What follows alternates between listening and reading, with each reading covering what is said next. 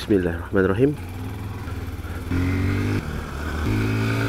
Satu benda yang buat Eden confuse bila bawa motor ni kan, dia punya signal ni dengan dia punya horn. Ada beberapa kali jugalah tersilap tak tekan horn masa nak bagi signal, sebab kedudukan yang tu terbalik kan, tak macam motor-motor daripada Yamaha. Eden kan bawa Yamaha. Alah, setakat jam goli-goli macam ni selambo lah Encik BTM ni hadap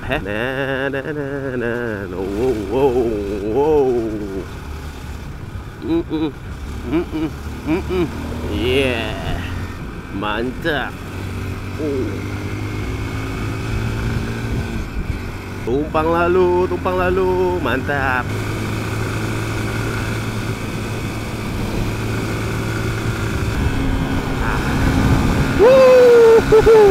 Alahai, banyak lah ketok kat sini. Pahal lagi ada perhimpunan UMNO apa. Awal lagi nak berhimpun, tunggulah lepas dengan bosi tu sekarang.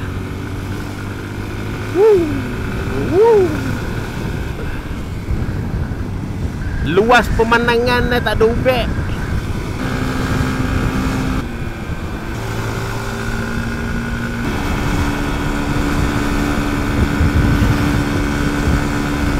Tumpang lalu bang, tumpang lalu.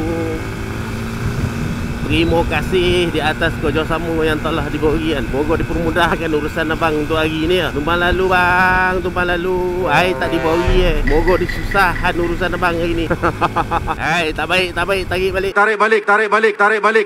Moga dipermudahkan urusan abang juga. Tak elok doa benda-benda yang tak elok juga. Sebab silat-silat hari bulan doa yang tak elok tu berbalik pada diri kita. So kalau kau tak ada benda yang elok nak cakap, tak ada benda yang elok kau nak doa kan, baik kau diam. Alah, tak sobek.